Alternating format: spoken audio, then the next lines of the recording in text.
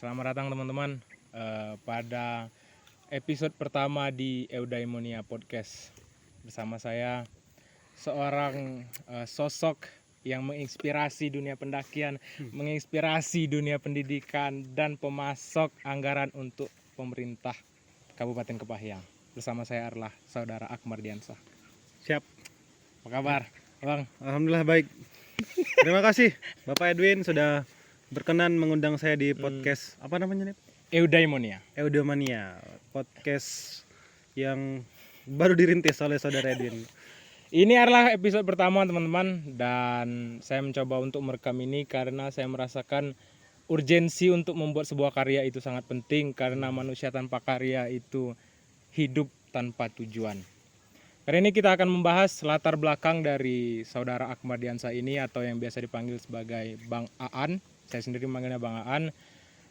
Mulai dari lahir di mana, latar belakang pendidikan, dan sampai sekarang beliau ini merintis salah satu open trip terbaik di Kabupaten Kepahyang, yaitu Cahaya Sahabat Open Trip. Mantap sekali. Silakan, Bang.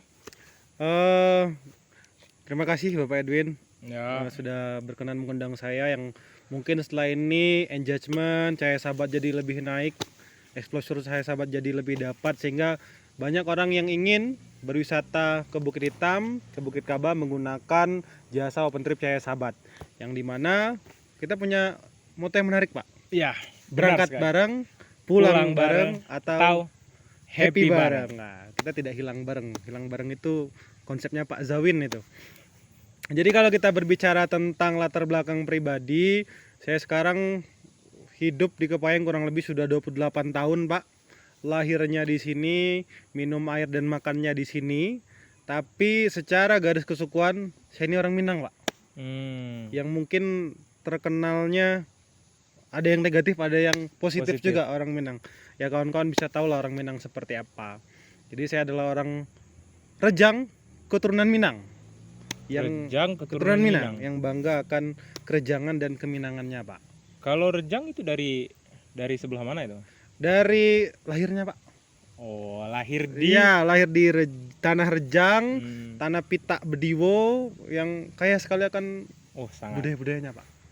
Itu. Dan keturunan memang asalnya dari Sumatera Barat, dari keluarga. Asli, Pak. Asli, karena memang orang tua itu asli rantau dari Sumatera Barat. Itu. Bingung ya? Mau nanya apa? Ya, Bapak tanya lah, nanti kalau saya yang jelaskan kesannya saya jadi presentasi, Pak. Oh iya. Itu secara gambaran umum saya orang Kepahyang, usia menginjak kepala 3, Pak. Menginjak 28 tahun. 28 tahun. Mungkin bagi sebagian orang itu tua, Pak. Tapi bagi sebagian orang lagi termasuk saya masih muda, Pak. Jadi dinikmati saja. Kuliah, pendidikan? Saya kuliahnya pendidikan ekonomi, Pak. Pendidikan ekonomi. Kampusnya di, boleh disebutkan, Pak? Boleh, silakan. Kampus swasta terbaik di Provinsi Bengkulu, Pak. Universitas Muhammadiyah Bengkulu. Itu adalah salah satu kampus terbaik swasta di Provinsi Bengkulu. Ya, yang mencetak banyak kader. Lulusan-lulusan terbaik, penyumbang devisa negara terbaik dan terbanyak, yaitu Universitas Muhammadiyah Bengkulu. Sangat membanggakan. Ya. Kebetulan abang ini kan membuka salah satu open trip terbaik lah, saya bilang. Soalnya di sana itu diisi oleh para guide-guide yang sangat-sangat berpengalaman. Benar. Guide-guide yang tidak takut hilang. Benar sekali. Salah satu open trip yang rutin saya lihat setiap minggu, karena saya juga salah satu penyelenggara, yaitu Cahaya Sahabat. Boleh, Bang, ceritakan sedikit tentang Cahaya Sahabat, Bang? Cahaya Sahabat itu hadir atas dasar kegelisahan, Pak. Kenapa saya bilang kegelisahan? Bukan karena kegelisahan orang lain, tapi karena kegelisahan diri saya sendiri. Saya berpikir saya mempunyai hobi berkegiatan di alam bebas, tapi saya tidak punya wadah untuk mengajak orang lain ikut sama-sama berwisata, Pak. Saya sempat berpikiran untuk membuat kelompok pecinta alam. Nah, tapi menurut saya itu terlalu formal dan tidak bisa sembarangan, Pak. Pecinta alam mungkin orang-orang bisa saja buat kelompok pecinta alam, tapi bagi saya penekanan untuk menjadi sebuah kelompok pecinta alam itu mesti melalui proses yang panjang. Jadi tidak sekedar pecinta alam yang abal-abal, Pak, cuma bisa naik gunung posting, naik gunung posting, enggak. Pecinta alam punya makna yang lebih luas. Oleh karena itu saya bukalah open trip, lebih tepatnya ini ya Pak ya, open trip dan ke penyewaan alat outdoor yang namanya Saya Sahabat. Itu sudah berjalan sejak tahun 2020 sampai sekarang 2024, berarti sekitar 4 tahun. sudah berjalan 4 tahun. Nah, kalau dulu Pak sifatnya tidak komersil Pak. Jadi memang kawan-kawan yang memang pengen berwisata, ayo saya istilahnya saya kawani lah, dan itu no budget. Awal-awal ya, free. Kosong itu. Free, karena niat Free. saya orang-orang kenal dulu nih Kepayang nih seperti apa, Curup itu seperti apa. Intinya mengajak teman-teman untuk mempunyai Kesadaran. kesadaran. Kan apalagi di makin hari Pak, saya lihat ada semacam fenomena healing. Itu kan Pak Edwin tahu lah, healing. Healing itu kan dari kata dasar penyembuhan. Benar. Namun kebanyakan orang itu salah mengartikan arti healing. Heeh. Yang ada masalah di otak, tapi yang mereka coba selesaikan itu dengan hal-hal eksternal seperti pemandangan, air terjun, oyo, dan lain sebagainya itu. Ya. Berarti awalnya itu abang tuh mencoba untuk memberikan kesadaran kepada masyarakat bahwa ini loh salah satu kebetulan teman-teman di sebelah kanan kami ini langsung puncak Bukit Hitam itu tidak nampak ya, tapi treknya itu nampak. Ya. Betul. Jadi abang ini mencoba untuk mengenalkan alam kepada orang-orang, dan awalnya free Pak, gratis teman-teman. Sampai sekarang saya berbayar Pak. kita resiko besar teman-teman masuk hutan. Kalau tidak bayar kita ya agak inilah ibaratnya jerih payah untuk membimbing teman-teman itu lumayan lah effortnya. Apalagi kita harus menjamin keselamatan yang nomor 1, kepuasan yang nomor 2, dan kenyamanan dari mulai mendaki sampai ke pulang ke rumah. Benar sekali itu Pak. Karena gini Pak, kalau kita berbicara uang 100.000 Pak, itu tuh tergantung perspektif Pak. Kalau orang yang berpikirnya untuk wisata itu murah Pak. Sempat ada beberapa, kenapa murah sekali, harusnya bisa kasih range yang lebih mahal kayak gitu. Atau ada juga yang bilang Pak, nawar Pak, ini bisa nggak saya nyewa guide tapi saya nggak dapat fasilitas apa-apa. Jadi dia tawar kayak satu orang itu 50.000 kayak gitu. Ya, kita tetap akomodir. Yang penting kawan-kawan bisa berwisata, dan seperti kata Bapak Edwin tadi, ya logika butuh logistik, perjalanan butuh nutrisi, maka dari itu sekarang konsepnya itu berbayar Pak. Berarti murah itu Pak. Berarti kalau untuk ukuran open trip 100.000 meeting point di base camp itu termasuk murah itu? Murah Pak. Karena seperti kata Pak Edwin tadi, kan kita juga menjaga keselamatan, menjaga ya kondisi fisik kawan-kawan lah seperti itu. Kalau sejauh ini Bang, peserta dari open trip itu kebanyakan emang udah sering naik gunung atau pemula atau FOMO, takut ketinggalan gitu. Pemula plus FOMO Pak. Kebanyakan? Iya, kebanyakan FOMO.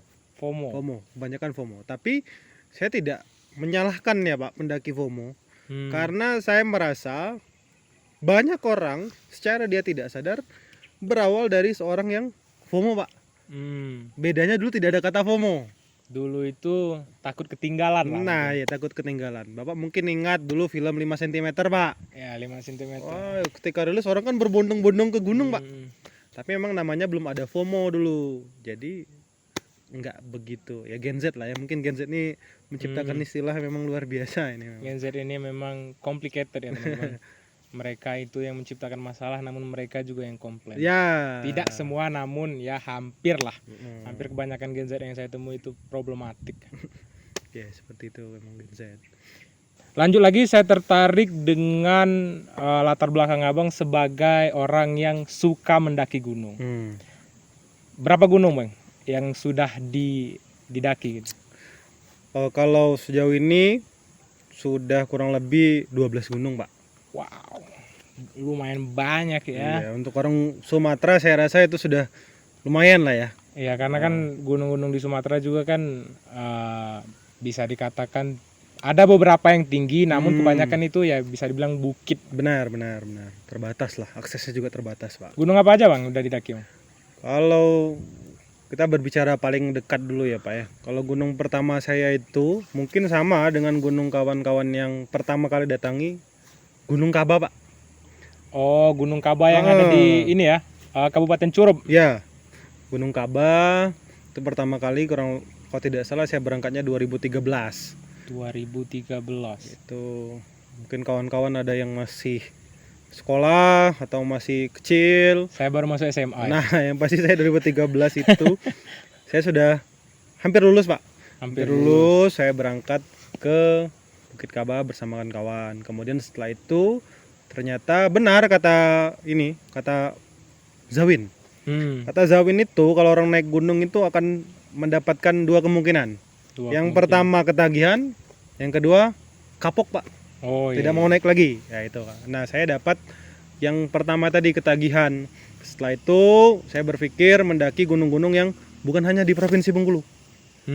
Wah baru di tahun yang sama saya ke Dempo, saya ke Marapi, ke Singgalang, kemudian Kerinci, Semeru, dan yang paling sensasional menurut saya Pak, Rinjani Pak. Rinjani itu di NTT atau NTB? NTB ya, Nusa Tenggara Barat teman-teman. Ya, di Lombok gitu. Berapa hari itu perjalanan kalau dari sini? Akomodasi yang dinaiki kalau untuk ke Rinjani? Rinjani ya. Kalau ke Rinjani saya kemarin dari sini ke Jakartanya naik bus 1 hari, kemudian naik pesawat juga 1 hari. Total kalau di pendakian 4 hari 3 malam, Pak. 4 hari 3 malam. 4 hari 3 malam. Oh mohon maaf, 5 hari 4 malam. 5 hari 4 malam. Berarti itu harus menyisikan waktu cuti panjang. Cuti panjang Pak. Memang untuk sebuah keindahan kan memang banyak hal yang harus dikorbankan. Bahkan untuk masuk surga pun kita perlu mati. Benar. Banyak yang harus kita korbankan. Kenapa memilih Rinjani? Kenapa enggak ini di Aceh itu Leuser? Kenapa tidak ke Puncak Kartens? Iya. Kenapa tidak ke Kalimantan? Saya pikir gini Pak. Dulu di 2020 itu pertama saya belum sedewasa sekarang. Saya berpikir ketika saya telah mendaki Rinjani itu berarti keren Pak. jujur itu keren. Wah keren ya, sudah pernah mendaki Rinjani. Sampai saya ketika mendaki Rinjani, ketika tiba di puncak saya berpikir, untuk apa saya datang ke sini? Apakah benar-benar untuk menikmati keindahan atau untuk menisbatkan diri dan diakui oleh orang-orang? Saya sudah pernah ke Rinjani Pak. jadi itu saya rasa mungkin di hati kecil kawan-kawan juga punya kayak gitu. Tapi tidak ada salahnya juga. Di samping itu saya ingin menambah ya CV pengalaman hidup saya ketika tua nanti. Kemudian ketika nanti menjadi salah satunya ini founder kegiatan outdoor ini, saya punya latar belakang yang lumayan mentereng Pak. Jadi bisa jadi penilaian kawan-kawan seperti itu. Dan juga itu kan bermanfaat kalau memang kita buka open trip ya Bang. Kalau kita memang udah pernah pengalaman, jadi kan ada rasa aman yang lebih yang dirasakan oleh peserta open trip. Benar. Apalagi kalau kita buka open trip, teman-teman belum pernah naik ke salah satu gunung pun, cuman sekali ikut pramuka, tiba-tiba buka open trip yang ada pesertanya akan menjadi hantu. Ya mungkin Bapak ini kan Pak lihat fenomena-fenomena di Instagram sekarang banyak yang kurang simpatik kan. Banyak beberapa ada yang saya lihat kemarin di Rinjani meninggal, terbaru di Gunung Wilis Jawa Timur meninggal, yang selamat itu di Gunung Slamet, untung selamat itu open trip dan tadi naik Gunung Slamet untung selamat ya. Untung tadi siang Pak saya lihat di Gunung Cikuray. Cikuray ditinggalkan sama kawan-kawannya Pak, kedinginan bangsat. Menurut Bapak ya itu kira-kira yang salah siapa Pak? Yang salah itu adalah yang meninggalkan temannya saat hipotermia, saat temannya kelaparan. Mereka lebih mementingkan puncak yang tidak seberapa bisa kau kunjungi. Namun kalau temanmu meninggal, tidak bisa kau kunjungi lagi. Benar. Tapi ada tapinya juga Pak. Ya. Kadang-kadang kawan-kawan yang mau naik gunung harus mengukur diri. Ya. Ini kadang-kadang Pak kerjanya tidur seharian, seminggu-mingguan, tiba-tiba naik gunung Pak. Mawas diri lah. Nah, sadar. Minimal ya persiapan fisik, persiapan barang-barang. Jadi kita tidak begitu bergantung dengan orang lain, Pak. peristiwa-peristiwa yang kayak kemarin tuh bisa kita minimalisir. Tapi kemarin itu Bang, kejadian itu kan dalam rentan waktu 1 bulan itu Banyak ya? hampir berteret. Iya, iya. Yang saya lihat itu Salak, Slamet. Rinjani Yang Rinjani kemarin meninggal ya. meninggal 6 hari dicari meninggal. Yang Slamet itu yang ini apa Veronica itu. Slamet ini Di Gunung Slamet itu. itu yang Slamet. Iya, Slamet. Veronica naik Gunung Slamet dan Anda selamat. Ya. Selamat. Dan langsung di-endorse Pak pulangnya. Karena dia pakai apa? Jaket apa saya lupa, saya lihat sepintas saja pakai jaket. Dia bilang ketika diwawancara, untung saya pakai jaket yang tebal. Jadi itu musibah mendatangkan rezeki Ya, itu kawan-kawan. namanya ini apa endorsement yang sangat-sangat bermanfaat. Ya, itu. benar. Kebetulan saja Mbak Veronica ini selamat karena menggunakan salah satu brand dari jaket tertentu. Dan itu secara tidak langsung sudah membuktikan kalau jaket itu mampu menahan Anda dari hipotermia. Benar sekali, Pak. Dan sangat-sangat pas. Benar. Jadi selamat untuk Mbak Veronica. Anda selamat dan Anda dapat endorsement. Tapi ada yang menarik, Pak. Yang mungkin kawan-kawan butuh diedukasi juga. Kalau Bapak lihat kolom komentar, apalagi yang hilang, ini dibawa sama si A, dibawa sama si B, disembunyikan oleh si A, si B. Oh ini, yang saya lihat itu kalau ada orang yang sesat di gunung, itu biasanya itu dikaitkan dengan hal mistis. Ya, benar, Pak. Misal, teman-teman itu belum pernah mendaki gunung, katakanlah yang di Sumatera ini Kerinci lah. Kerinci itu teman-teman, karena saya sudah pernah dan saya juga naiknya bersama dengan teman-teman yang pernah mendaki Kerinci sebelumnya. Saya mendaki Kerinci itu 2018 dan sepengalaman saya, jika kita memang fokus dan tetap di grup itu nggak ada yang kepisah-kepisah, biasanya itu selamat sampai tujuan, naik sampai ke base camp. Benar. Tapi biasanya ada orang-orang ini yang memang seumur hidupnya jarang olahraga, nggak pernah lari, nggak pernah latihan beban, atau minimal jadi kuli lah, minimal itu, atau sering ke kebun bantu orang tuanya. Biasanya fisiknya itu akan mumpuni lah untuk naik Kerinci. Dan biasanya yang hilang ini adalah orang-orang yang manajemen logistiknya kurang. Benar. Air. Biasanya kalau di Kerinci ini di shelter apa itu? Di shelter 2. Di shelter 2 ada mata air turun ke bawah. Benar. Mereka malah dari bawah itu seharusnya kan bawa botol air kosong biar bisa diisi. Namun manajemen air kurang. Ditambah lagi ego masing-masing yang sangat tinggi. Akhirnya temannya ditinggal dan meninggal. Yang disalahkan adalah penunggu setempat. Kasihan ya, Pak. Para penunggu setempat itu sudah ribuan tahun hidup di sana, teman-teman. Mungkin mereka sedang ngopi dengan anak istrinya. Mungkin mereka sedang berbicara seperti sekarang. Tiba-tiba ada orang ngefitnah. Ya memfitnah, kurang pengalaman. Tiba-tiba blank.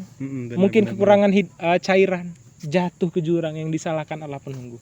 Kasihan penunggu. Iya, benar. Menurut Abang gimana itu, Bang? Fenomena-fenomena yang hilang di gunung tapi selalu dicari kesempatan oleh konten kreator yang dalam tanda kutip nggak ada AdSense, silakan dihororin. Dan itu gobloknya laris, Pak. Nah, itu yang salah. Kalau menurut saya, Pak, saya sangat hormat. Saya pakai dua hormat nih. Salam takzim setinggi-tingginya untuk Kanda Zawin, Pak. Ya. Di program Langit Kelabu, saya rasa beliau sangat-sangat mencerdaskan orang-orang yang awalnya takut dan mengkaitkan dengan hal mistis menjadi lebih rasional, Pak. Jadi saya setuju. Ya, mungkin Bapak pernah lihat ini ya, programnya itu yang naik gunung, nantang setan, Pak. Ya, itu. Ya, dia nantang setan untuk membuktikan bahwasanya memang tidak ada sangkut paut setan dalam hilangnya seseorang dalam mendaki gunung. Nah, yang pertama benar kata Pak Edwin tadi, karena pertama orang hilang itu kurang manajemen logistik, fisiknya kurang. Kemudian yang ketiga, Pak, tidak bisa mengontrol diri, Pak. Mengontrol diri. Mengontrol diri. Ya. Tidak bisa mengontrol diri. Karena kenapa? Kalau kita capek, itu biasanya kita istirahat. Ya, harusnya istirahat, Pak. Ya, harusnya istirahat. Tapi kawan-kawan kadang-kadang memaksakan sehingga pikirannya tidak jernih, yang harusnya belok kanan, dia belok kiri, Pak. Marxisme. Jadi yang harusnya belok kanan, dia belok kiri. Marxisme. Ya, Marxisme belok kiri. Leninisme. Ya, harusnya kalau kita ketemu di persimpangan dan kita kurang yakin, kita harusnya Kalau duduk belok kanan dulu. seharusnya di kapitalisme, kalau kiri proletar Anda, pendaki proletar. Ya, harusnya dia duduk dulu, istirahat, baru berpikir jernih, baru jalan lagi. Nah, biasanya kawan-kawan itu kalau tersesat, dia terobos, Pak.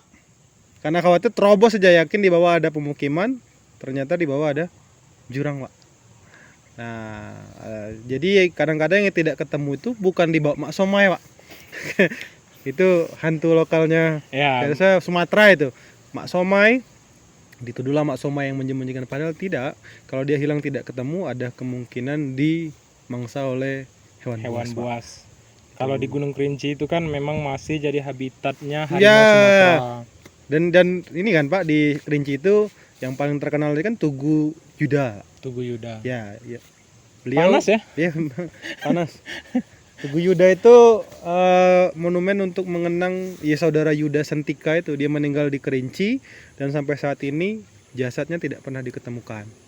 Oh, berarti Tugu Yuda itu untuk memperingati saudara Ya, siapa? Yuda Sentika namanya. Yuda Santika yang memang pernah meninggal di tempat Di Gunung Kerinci dan tidak diketemukan sampai sekarang. sampai sekarang. Mayatnya? Tidak diketemukan. Dan itu termasuk operasi SAR yang cukup lama ya, Pak. Sudah dicari-cari dan tidak diketemukan. Berapa hari itu tim SAR itu ada 2 minggu? Ya, atau 3 kalau saya minggu? salah sekitar 2 minggu. Wow. Sampai sekarang belum ditemukan. Ditemukan. Jadi untuk teman-teman yang ingin mendaki gunung, saya sarankan kalau belum pernah mendaki, silakan daftar ke Open Trip. Dan silahkan daftar ke Open Trip Cahaya Sahabat Ya. bagi yang berdomisili di Bengkulu. Benar. Ya, di Provinsi Bengkulu kami biasanya itu membuka di Bukit Hitam dan Bukit Kaba. Kita bisa open trip, private trip bisa juga, Pak. Bisa semua. Private trip ini trip yang terkhusus untuk rombongan-rombongan Ya, tertentu. gitu. kelompok tertentu. Tidak terbatas ya. Kalau 2 orang, 3 orang, kita bisa, yang penting nanti menyesuaikan saja teknisnya seperti apa.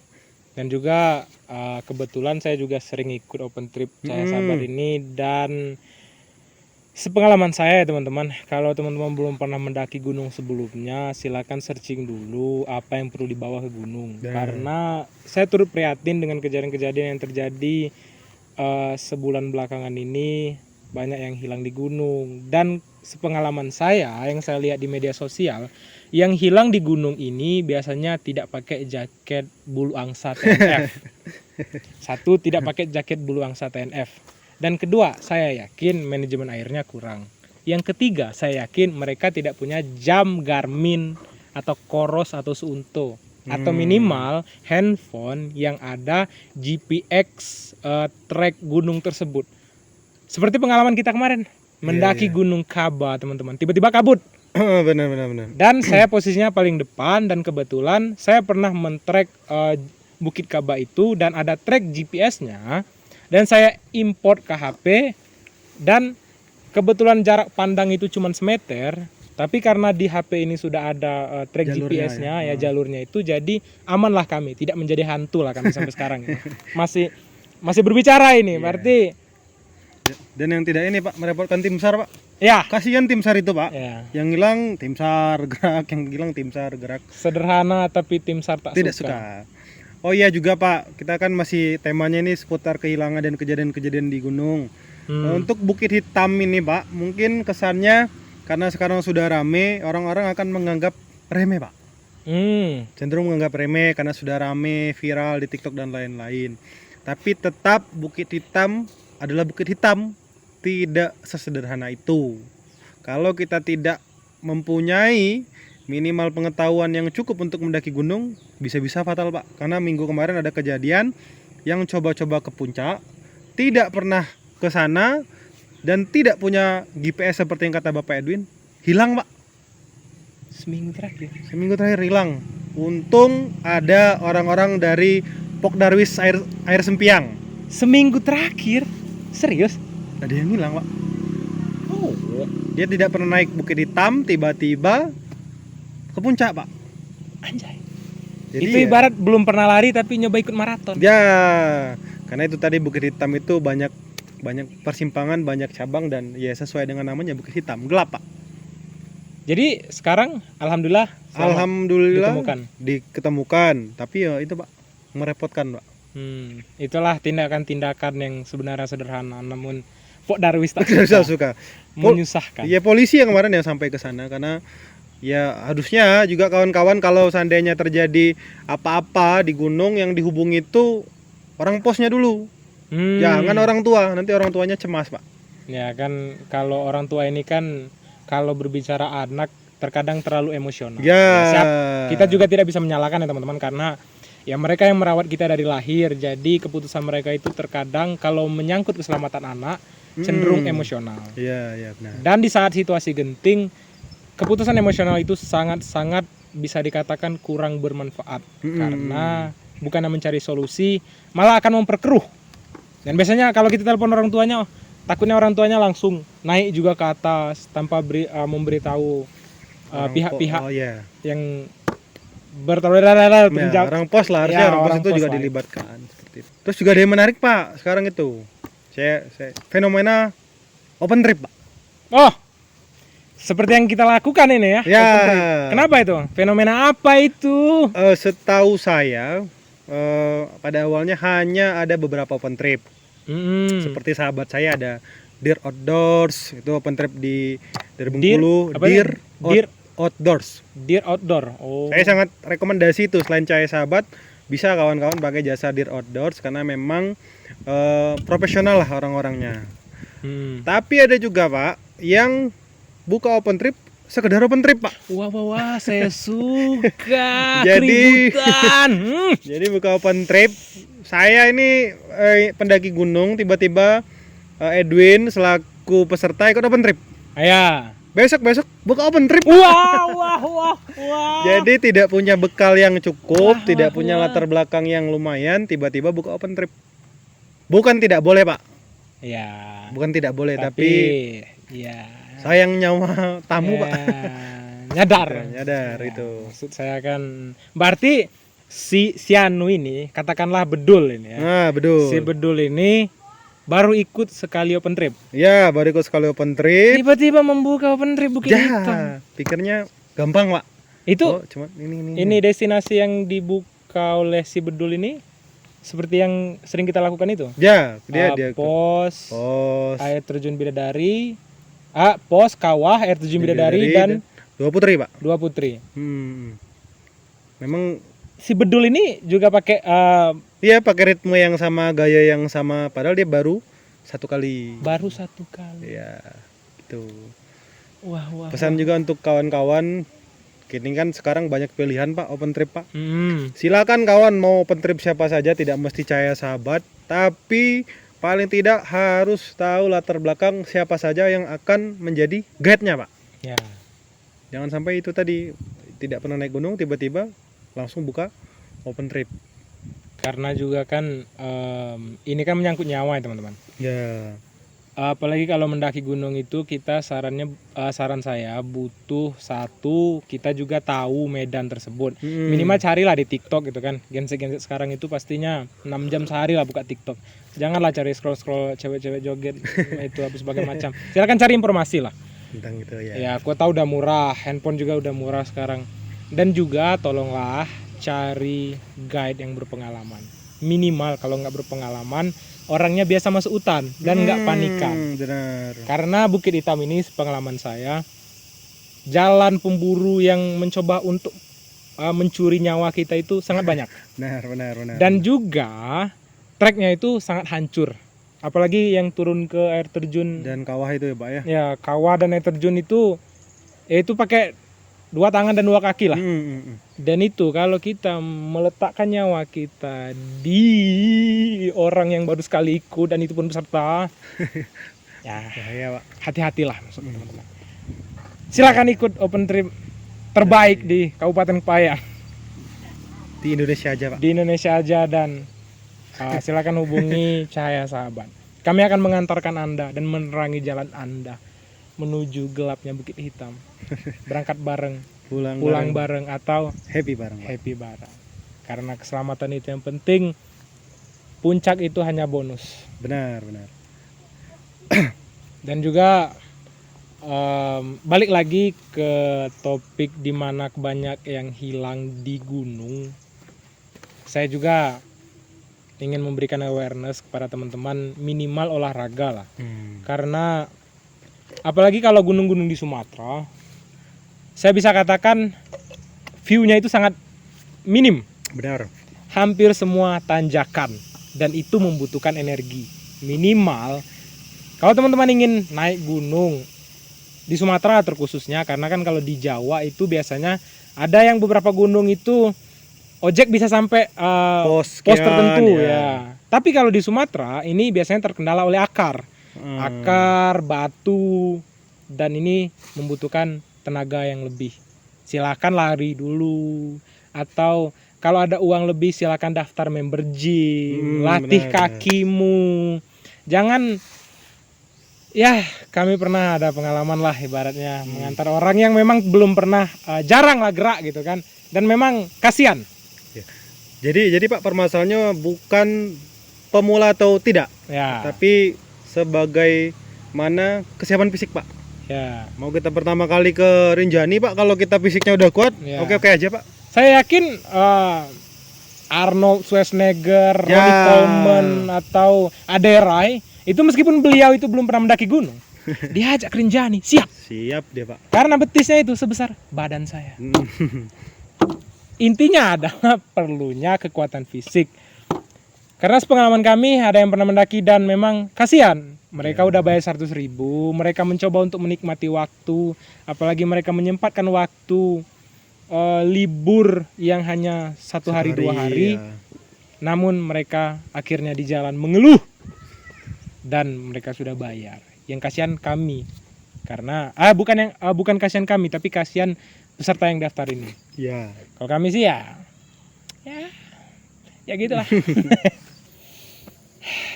Susah sekali menjadi podcaster. Salutlah aku dengan teman-teman yang sedang merintis podcast ini. Benar. Mereka membangun pertanyaan yang sangat-sangat memberikan intrik kepada narasumber, dan ya semoga apa yang mereka coba untuk kejar di dunia ini tercapai. Jadi abang ini kan lahir dan besar di Kepayang. Iya benar Pak. Sekarang ini kesibukan selain buka open trip ke Bukit Hitam dan Bukit Kaba ini apalagi ya? Karya-karya yang abang coba tuangkan ke alam semesta ini. Kalau open trip itu biasanya weekend ya Pak ya, waktu ada Sabtu, Minggu.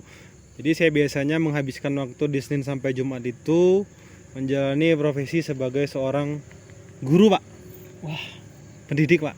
apa ini kalau ini guru ini? Pahlawan tanpa Pahlawan perlu tanda jasa. perlu Pak. Perlu sekali. Perlu tanda jasa. Ilmu itu perlu logistik. Benar. Juga saya berkecimpung di kegiatan-kegiatan yang tidak hanya di dunia pendakian, juga di dunia tulis menulis dan kebudayaan Pak. Kebudayaan tulis menulis. Ya, jadi kebetulan saya agak beda dengan orang kebanyakan. Jadi saya tertarik di dunia Benar. pendaki. Ada sih kayaknya ya. SDM tinggi Itu masyarakat. atau orang-orang Ya, silakan lanjut, Bang. yang menikmati kebun teh. Ya. Ya, saya selain mendaki gunung, berkegiatan di alam bebas, saya juga konsen di kegiatan tulis menulis, juga kegiatan kebudayaan. Konkretnya saya punya komunitas Pak. Komunitas Komunitas membaca yang namanya Komunitas Kepahyang Membaca. Komunitas Kepahyang Membaca. Ya, itu saya dirikan bersama beberapa orang kawan di tahun 2019 yang konsepnya menjajakan buku sambil ngemper Pak. Menjajakan buku sambil ngemper. Ya, di tempat-tempat yang rame lah, tempat-tempat wisata. Kalau di Kepayang itu di Taman Kota, di Mountain Valley. Oh, Mountain Valley ini yang di ini ya, di Sidorejo Pak. Sidoarjo ya. Ya, Sengkuang. Di Kabupaten Kepayang, teman-teman. Ya, di Kepayang. Dan juga selain menjadi pengajar, membuka open trip yang berkecimpung di alam, apalagi karya-karya yang abang coba tuangkan ke alam semesta. Ya, memang idola itu mempengaruhi kita Pak. Ya. Saya itu punya beberapa panutan yang saya jadikan inspirasi lah. Yang pertama tentu saya bilang sama Pak Edwin tadi, Sohogi Pak. Sohogi. Sohogi itu Ahmad Diansa banget pokoknya. Aktivis, pernah Pak. Ya. Jadi penulis pernah Jadi juga penulis. Pak. Oh, abang pernah jadi penulis? Pernah jadi penulis. Kemudian mendaki gunung. Yang membedakan saya dengan Sogi, dia mati muda Pak. Itu jangan ditiru ya teman-teman, kalau ditiru. bisa jangan terlalu muda lah. Ya, itu. terlalu. Tapi menulis Bang. Menulis. Sama seperti Gi, saya menulis. Saya menulis buku Pak.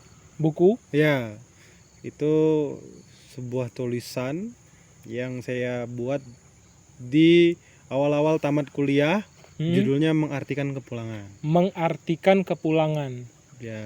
Itu kalau abang menulisnya itu di awal-awal selesai kuliah, berarti tahun? Sekitar 2019 lah Pak. 2019. Buku itu terbit di tahun 2019. Enggak, nulisnya dari 2019, terbitnya di 2022 awal. 2022 awal. Berarti pasca Covid lah ya. Pasca Covid, benar, Ya, pasca Covid. pasca Covid. Genre bukunya apa? Genre bukunya percintaan ada, pesan hidup ada, Cintaan, petualangan tentu juga ada Pak. petualangan juga ada. Iya. Itu pernah di apa ya? Kalau dalam dunia tulis-menulis ini apa? Dicetak. Dicetak. Pernah. Sebenarnya awal-awal saya tidak ingin mencetak buku ini Pak, karena Oh. saya takut tidak ada yang beli Pak. Jadi kan Fakta teman-teman. ya, kekhawatiran penulis, saya lihat banyak penulis itu, terutama penulis lokal, dia mencetak buku saja tapi tidak ada peminat. Itulah yang saya takutkan. Tapi setelah mendengar kata-katanya, lagi-lagi inspirasi saya Pak, Fiersa Besari Pak. Fiersa Besari. Kata Fiersa Besari, buku yang bagus itu akan menemukan pembacanya sendiri Pak. Berarti buku yang bagus itu akan menemukan pembacanya sendiri. Ya, kalau buku A itu menurut Pak Edwin bagus, ya belum tentu menurut saya bagus. Pun sebaliknya. Oleh karena itu di tahun 2021 saya mengajukan naskah saya ke salah satu penerbit lokal Pak. Boleh tolong disebutkan? Penerbitnya El Kata Pak. El Kata. Ya, yang ada di Bengkulu. Di Provinsi Bengkulu teman-teman. Karena kebetulan dia pakai konsepnya, kita kasih naskah, dia baca, kalau naskah kita ini layak dibukukan Pak, gratis.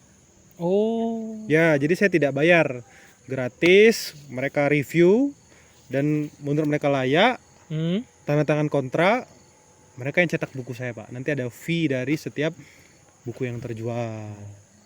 Berarti abang ini pernah juga ya ibaratnya apa itu kalau dalam dunia penulisan itu mengabadikan apa itu? Mengabadikan diri sendiri. Ya, ya benar-benar. Karena kata Pramudia Dantatur, menulis adalah bekerja untuk keabadian Pak. Kita Jadi, sudah meninggal, kayak Marco Aurelius kan Pak. Ya. Udah berapa tahun tapi karyanya masih ada dan bisa dibaca oleh banyak orang. Salah satu cara untuk menjadi abadi Iya. adalah dengan menulis teman-teman. Karena kita bisa hilang, kita akan dikuburkan, yang menguburkan kita akan dikuburkan, kita akan terlupakan. Namun karya dan amal yang tidak akan pernah terlupakan. Benar, apalagi Masya amal Allah. anak soleh Pak. Masya Allah, Masya Allah. Alhamdulillah. Jadi itu saya buat tulisan di 2021.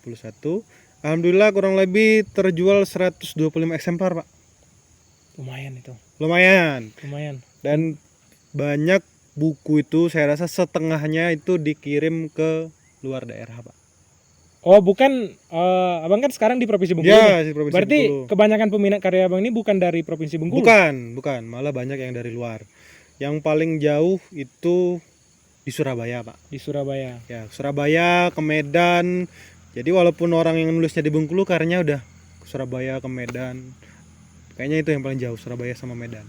Tapi juga kan kalau untuk penulis-penulis awal 100 berapa tadi Bang? 125. 125 itu teman-teman sudah termasuk lumayan lah. Benar. Karena memang juga kita tahu sendiri tingkat literasi di Indonesia itu sangat rendah. Ya. Orang Indonesia itu menurut Badan Pusat Statistik, silakan cari aja di Google. Mereka itu bahkan tidak menghabiskan satu buku dalam rentang waktu 1 tahun. Itu sangat rendah. Dibandingkan Inggris yang bisa membaca hampir 3-5 buku dalam rentang waktu 1 tahun. Berarti kita sangat rendah. Benar. Dan untuk saudara Aan menjual 125 eksemplar Pak. eksemplar itu sudah lumayan, mengingat tingkat literasi yang lumayan rendah di Indonesia. Benar. Dan abang tadi kan berbicara juga abang berprofesi sebagai tenaga pengajar, Ya, guru. menjadi guru. Mengajar pelajaran apa Bang? Saya mengajar kewirausahaan, Pak. Di salah satu sekolah di Negeri Provinsi ya. Bengkulu. Ya, salah satu sekolah negeri di Provinsi Bengkulu yang sebelumnya saya juga menjadi istilahnya pembina pecinta alam, Pak. Sispala lah, Oh. Sispala. Tapi yang menyambung ini, Pak, yang tadi masalah komunitas kepengen membaca, itu saya rasa juga menarik, Pak. Saya merasa agak berbangga diri. Kenapa saya merasa agak berbangga diri dengan kawan-kawan yang lain juga?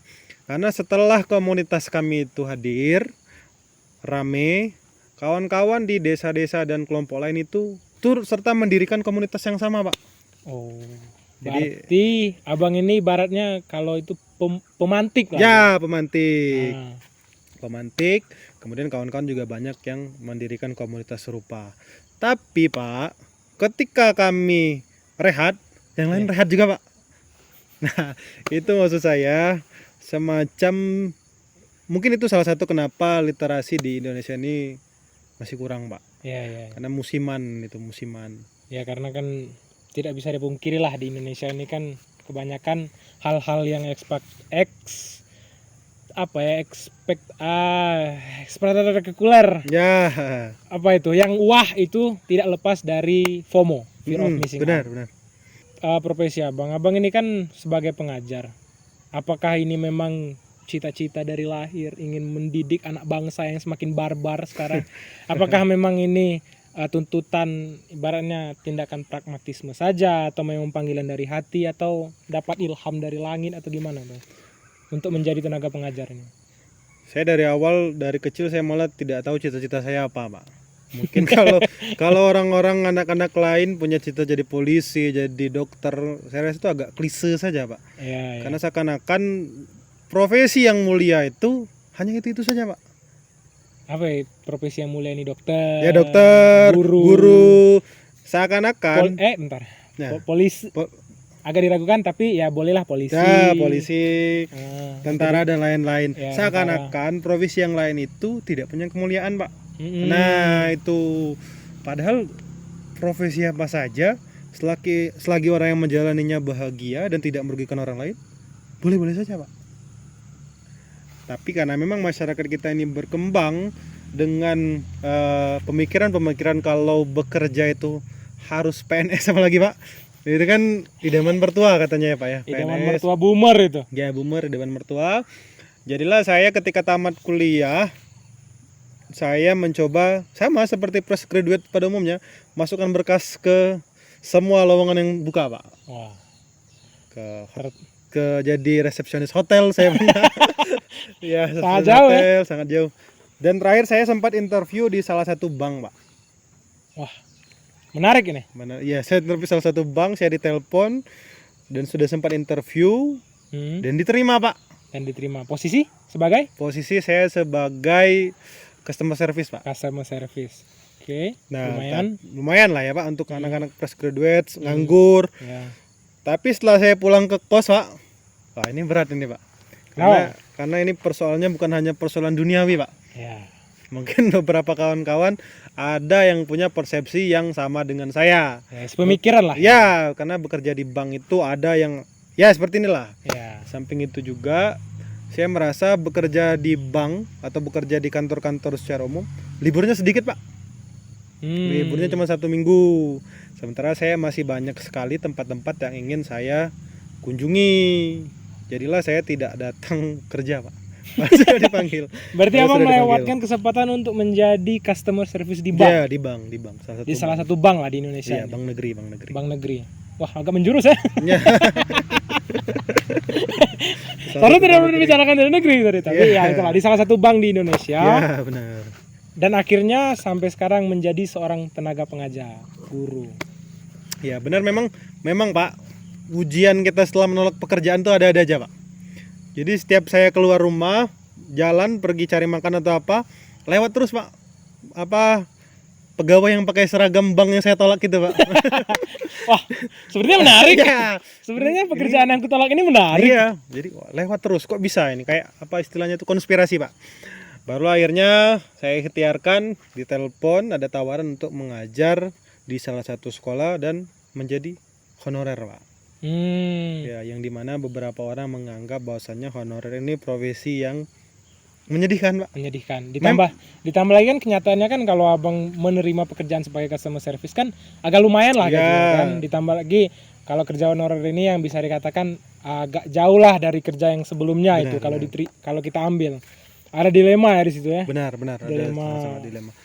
Memang ketika saya masuk ngajar, gajinya itu, Pak, kalau saya kerja di bank bisa dapat 5 kali lipat, Pak. Jadi hidup menjadi guru honorer Sepertinya itu menjadi customer service bank lebih lebih mumpuni. menarik. Iya. Lebih menarik. Memang kita itu untuk membeli sesuatu pasti banyak godaan. Satu atau 2 minggu saya dapat telepon dari saudara saya, mau kerja nggak di salah satu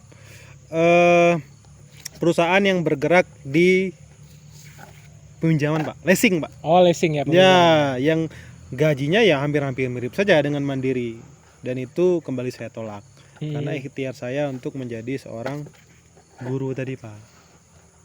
Berarti memang kalau kita sudah membulatkan sebuah tekad, memang biasanya jalan itu kurang tidak bisa 100% mulus. Benar, ada Aja lah tantangannya teman-teman. Apalagi kalau kita baru selesai kuliah dan mulai tertampar oleh realita. Benar.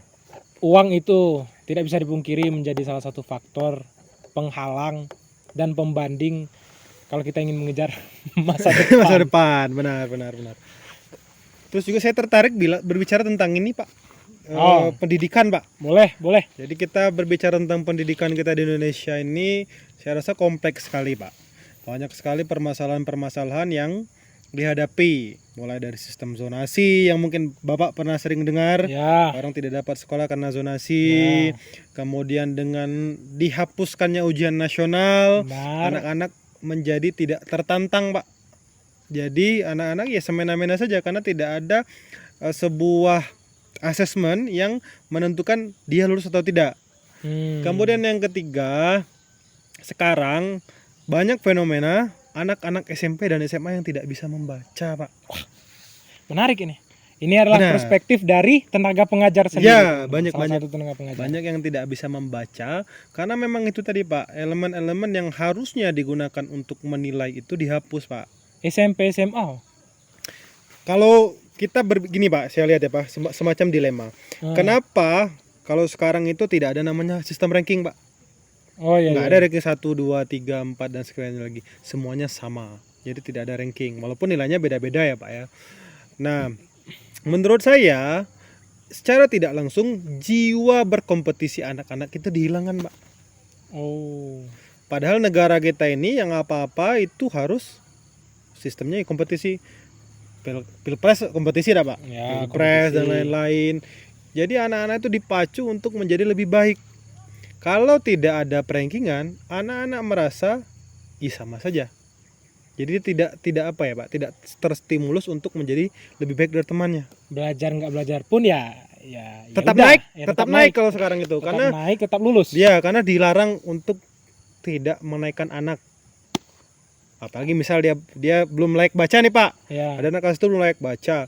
Kalau zaman kita dulu, anak ini tidak dinaikkan. Ya adalah kriteria tertentu Ya, lah. bukan karena jahat, Pak. Bukan karena jahat. Biar anak ini pandai. Iya. Nah, kalau sekarang banyak yang berasumsi kasihan ndak naik. Sampai SMA modal kasihan ndak bisa baca, Pak. Dan itu fakta di beberapa banyak tempat. Dan itu sering abang temui di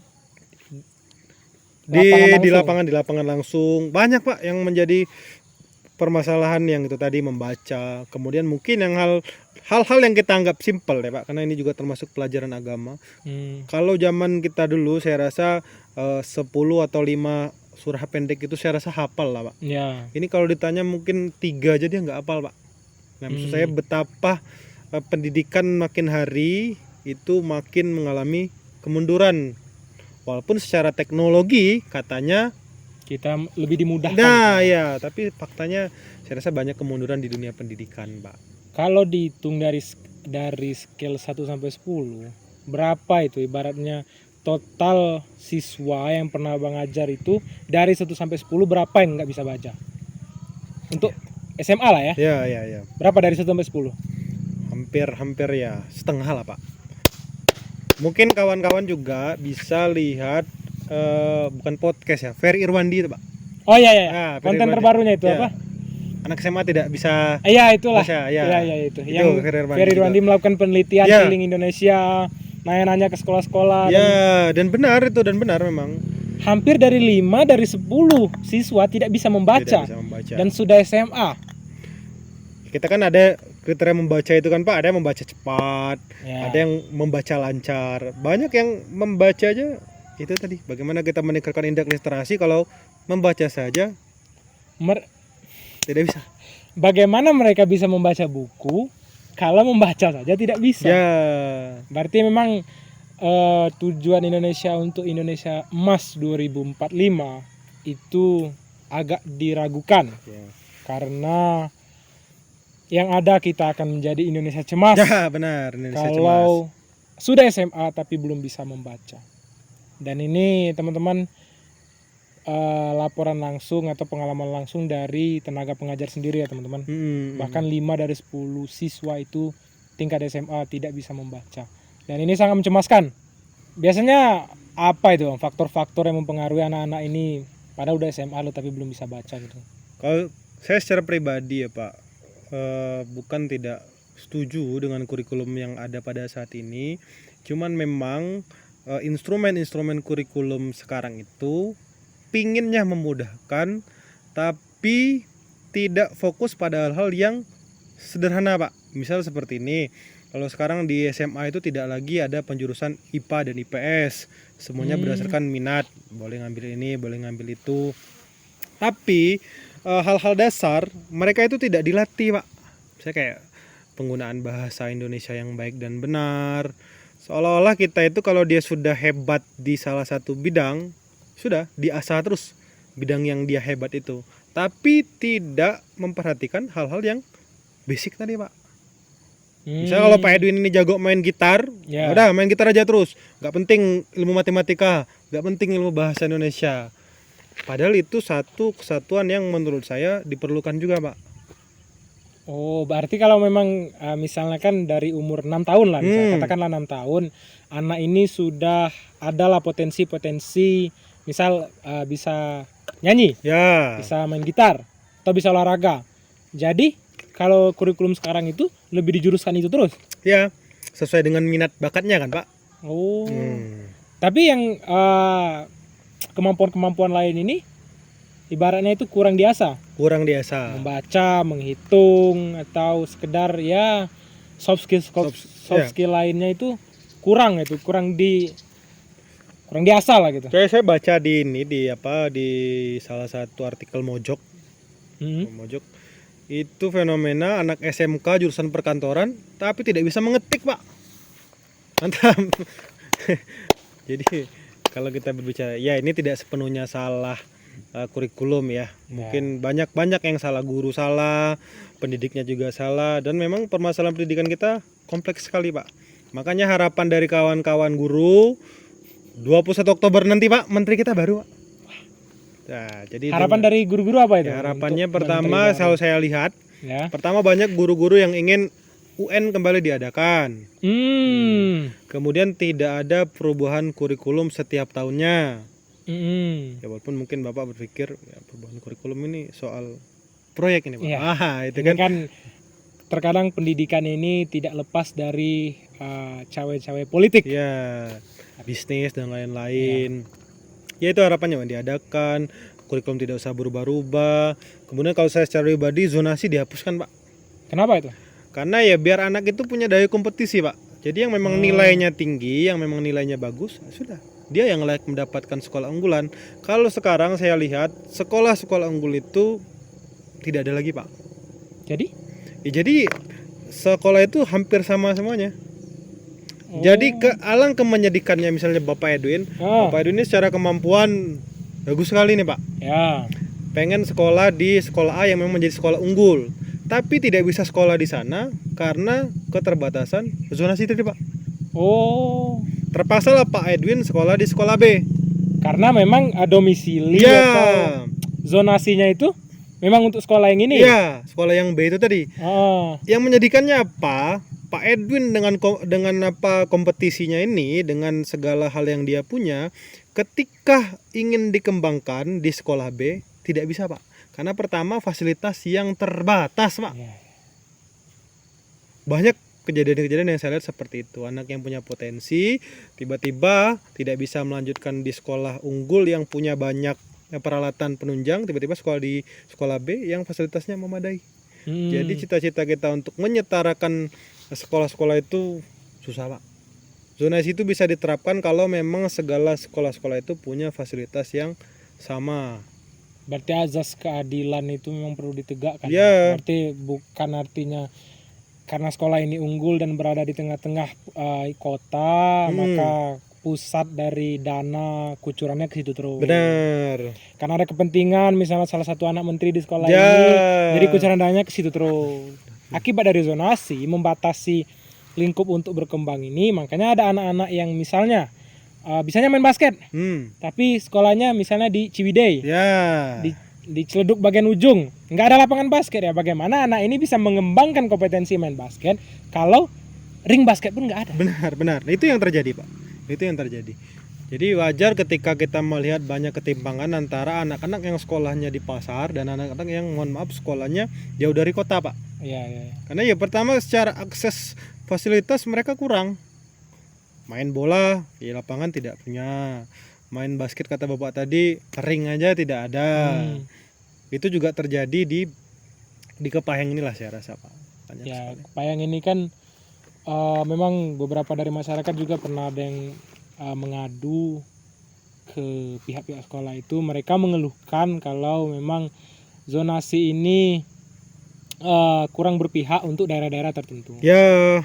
Di sekitar rumah saya itu ada beberapa sekolah yang favorit, dan menurut saya 4 tahun terakhir lah ya, itu masih ada daya juang untuk masuk ke sekolah, salah satu sekolah favorit ini. Namun sekarang saya lihat ya karena zonasi, jadi anak-anak ini tidak ada lagi daya saing. Ibaratnya jiwa kompetisinya itu disunat, diputus. Mereka juga berpikir, ngapain mikir-mikir panjang, toh juga ini sekolah favorit, ya masuk zonasi saya. Benar. Dan orang yang memang kompetisinya itu lumayan, mau mengasah skill tidak bisa masuk sekolah itu karena ya dia kan domisilinya di misalnya di ujung kota gitu kan. Dan fasilitasnya terkadang ya terbatas lah ya teman-teman ya. Kemudian juga Pak, karena ada sistem zonasi ini, anak-anak didik kita itu dipaksa atau terpaksa untuk berbohong Pak. Berbohongnya seperti apa? Ada semacam saya buka di sini aja nggak apa-apa ya Pak. Itu istilahnya numpang kakak Pak.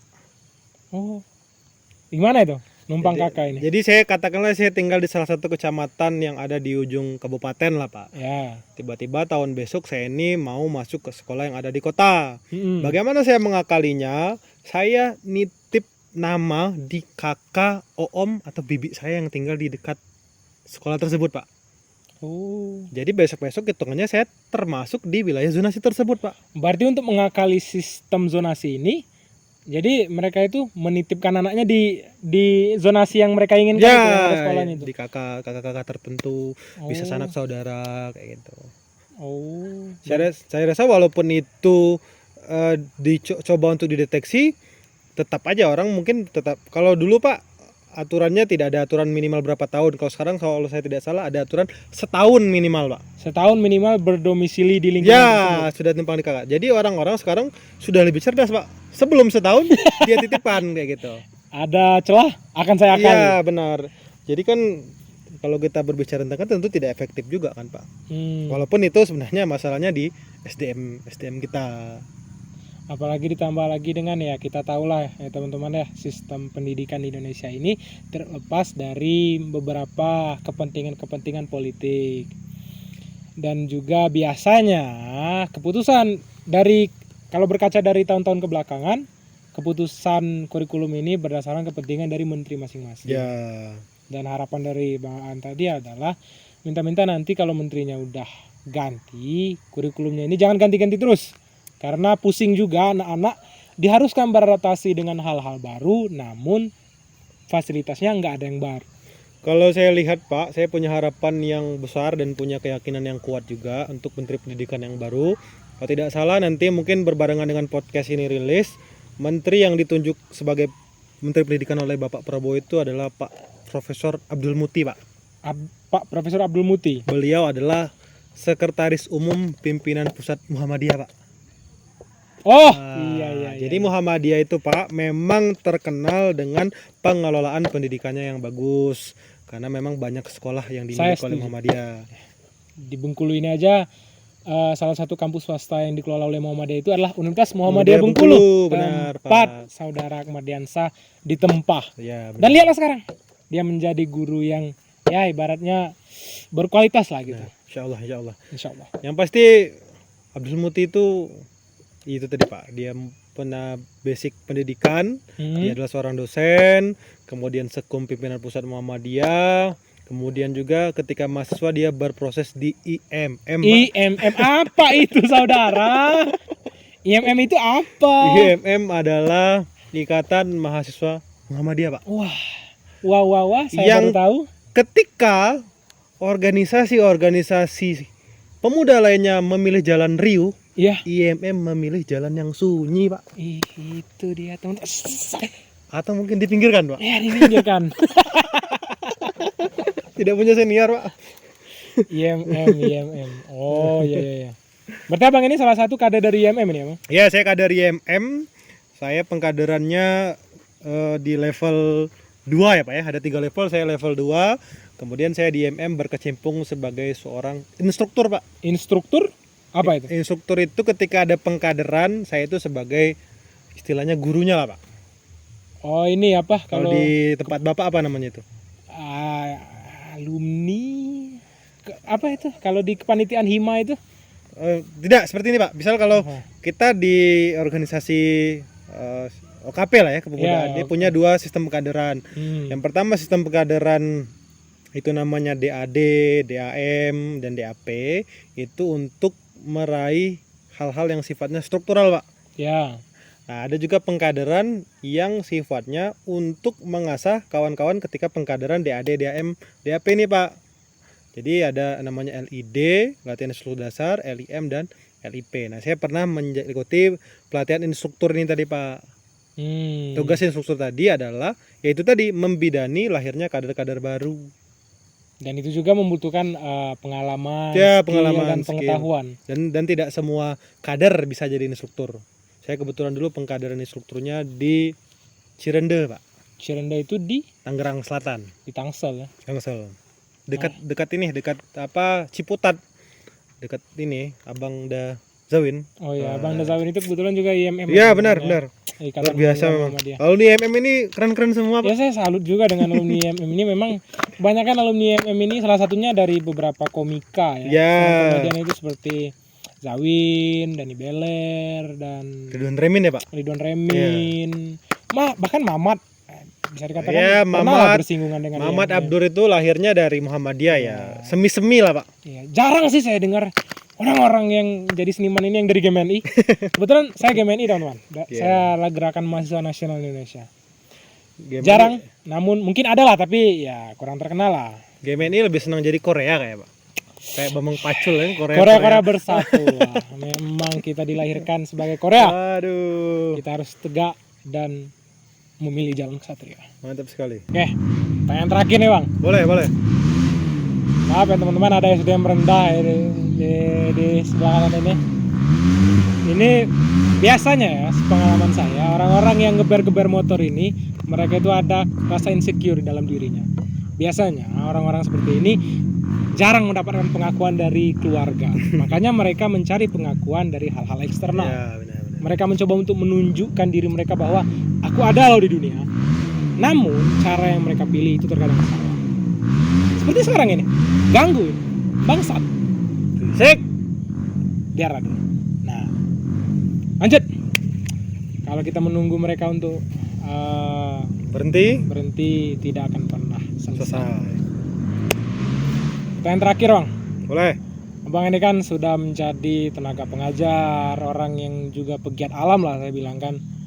Dan juga Abang juga pernah menulis. Saya penasaran, buku-buku apa saja yang sampai sekarang abang baca gitu, yang udah selesai? Ya kalau bicara tentang buku ini, kalau katanya Bung Hatta, Ya. Bapak Wakil Presiden kita pertama, aku rela di penjara asalkan bersama buku. Karena bersama buku aku merasa bebas. Itu saya setuju sekali dengan Pak Hatta, karena ketika kita membaca buku itu bukti bahwasanya imajinasi kita bekerja dengan baik. Kita bisa memikirkan banyak hal walaupun kita hanya berada di satu titik saja. Kalau berbicara tentang buku-buku apa saja yang pernah saya baca dan merubah banyak hidup saya, itu ada beberapa, Pak. Ya. Yang pertama buku novel Doni Dirgantara. Doni Dirgantara. Ya, yang judulnya 5 cm, Pak. 5 Nah. cm yang itu diadopsi ini ya? Diadopsi sebagai sebuah film kan. Ya, Nah, 5 sebelumnya cm. ya 5 cm di depan Ya. kening kita lah. Ya. Nah, mungkin beberapa orang agak menganggap bahwasanya film 5 cm itu kurang mendidik. Benar, Pak. Tapi Saya kira tadi ada pembelaan ya, Bang.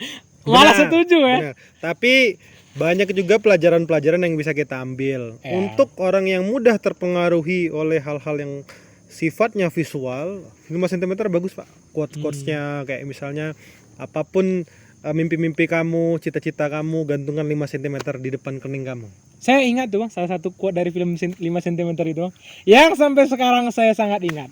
Yaitu siapa itu yang suka sama ini adiknya itu? Oh, ya. Ada itu yang nulis Zafran. Ya itu. Saya ingat satu quote dari beliau. G-string play. Itu yang saya ingat. Buku yang lain, Bang? Selain buku 5 cm, tentu buku Pramudia Anantatur, Pak. Pramudia Anantatur ya. Terutama mungkin kawan-kawan juga tahu buku Teatrologi Pulau Buru, yang dimana ada sebuah bukunya ya, dari Bumi Manusia, Anak Sebuah Bangsa, Jejak Langkah, dan Rumah Kaca, Pak. Bukunya bagus sekali, Pak, karena di situ menjelaskan sejarah pers, Pak. Sejarah pers. Ya, sejarah dunia pers. Makanya wartawan-wartawan LSM harusnya baca itu, Pak. Jadi biar tahu kenapa awalnya didirikan lembaga pers itu di Indonesia. Itu kalau kita berbicara tentang buku Bumi Manusia itu bagus sekali, kompleks sekali, dan memberikan pelajaran banyak hal. Kemudian tentunya buku-buku Sohogi, Pak. Sohogi, Catatan Seorang Demonstran, Orang-orang di Persimpangan Kiri Jalan, Zaman Peralihan, kemudian Gi Sekali Lagi, kemudian ada juga Surat-surat yang Tersembunyi. Pokoknya semua buku Gi, Pak, bagus, Pak. Bagus, itu merubah perspektif kita, merubah sudut pandang kita. Kemudian juga bukunya Fiersa Besari, Pak. Nah, Fiersa Besari ini orang-orang mengenal beliau sebagai seorang yang hidupnya hanya fokus pada cinta-cintaan saja, Pak. Padahal tidak. Novel-novel Fiersa Besari seperti novel Konspirasi Alam Semesta, kemudian novel Arah Langkah, itu bagus karena dia merubah cara pandang kita dalam menghadapi hidup yang fana ini, Pak. Nah, dan yang paling penting tentu yang mungkin Pak Edwin juga sama dengan saya, buku-buku yang kayak buku Filosofi Teras, Sebuah Seni Untuk Bersikap Bodoh Amat. Kemudian bukunya Seneca itu apa, Pak? Happy Life. Happy Life. Itu banyak merubah perspektif saya, sehingga hidupnya saya rasa, Pak, hidup saya itu jadi lebih slow, Pak. Ya. Slow, kemudian tidak emosian, kemudian tidak mengambil sebuah perspektif itu hanya dari satu sudut pandang saja. Jadi kita berpikirnya jauh lebih luas, Pak. Luar biasa buku-buku yang Seneca, Filosofi Teras, dan lain-lain itu. Karena juga kan setelah kita membaca buku ini, sepengalaman saya ya, kita tuh jadi menyadari bahwa ego itu kurang bermanfaat. Dan juga kita kira menyadari bahwa kita ini sebenarnya ya tidak terlalu pintar-pintar amat. Kita juga butuh ternyata pengetahuan untuk dimasukkan ke kepala ini, yang dulunya mungkin pengalaman saya sendiri sih, saya itu lahir sebagai besar sebagai orang yang selalu menganggap rendah orang lain. Saya akui itu, karena itu berangkat dari rasa insecure, rasa tidak percaya diri, bingung nih untuk menyikapi rasa tidak percaya diri dengan bagaimana. Akhirnya saya memilih jalan yang tanpa saya sadari itu merugikan orang lain, yaitu dengan merendahkan orang lain. Buku ini sangat merubah pemikiran menjadi lebih baik dan lebih bijaksana. Oke, itu saja teman-teman untuk episode kedua dari Eudaimonia Podcast. Sebagai narasumber pertama saya ini, yaitu Saudara Akmar Diansah, pegiat alam, penulis buku, pengajar, dan orang yang hobi berpuisi. Ya, Berpuisi, menulis. berpuisilah sesuka hatimu. Berpuisilah. Orang lain biarkan mereka. Benar, Pak? Saya kira wah tadi. Saya sebenarnya ingat tapi saya agak lupa, itu quotes-nya bagus itu. Ya saya pernah dengar itu. Ya, berpuisilah sesuka hatimu. Ya, itu Wiranegara, jangan lupa itu Ya, kok. itu Wiranegara, Wiranegara. Zawien, Versa. Kita bisa mengambil banyak hal dari mereka. Hmm. Banyak hal positifnya juga, Pak. Ya, karena berkat mereka lah saya akhirnya berani Ya, menantang menantang hilang hilang. di daerah-daerah yang dianggap mistis namun tidak berazas kebenaran. Ya. Pesan saya, Pak, Ya. tetap bertualang. Sudah. agak ini ya, agak kurang gitu. Pesan saya adalah tetap bertualang. Saya tunggu loh lanjutan itu. Tetap bertualang bersama cahaya sahabat, Pak. Ya. Silakan teman-teman yang ingin open trip, yang ingin merasakan diantar ke Bukit Hitam atau ke Bukit Kaba, silakan. Saya taruh link Instagramnya di deskripsi video ini, Cahaya Sahabat. Dan pesan dari saya adalah tetaplah berusaha untuk menjadi lebih baik dari hari kemarin. Dan pesan terakhir, silakan like video ini kalau Anda suka dan merasa ini bermanfaat. Silakan komentar, caci maki juga tidak apa, puji juga tidak apa. Kita negara demokratis. Silakan dislike video ini dan sampai ketemu di konten saya selanjutnya. Terima kasih. Berbiasalah, berbahagialah. Mantap sekali. Mantap. Anjay. Duh, kelemen deh. Lah gelap dari terang ke gelap gitu.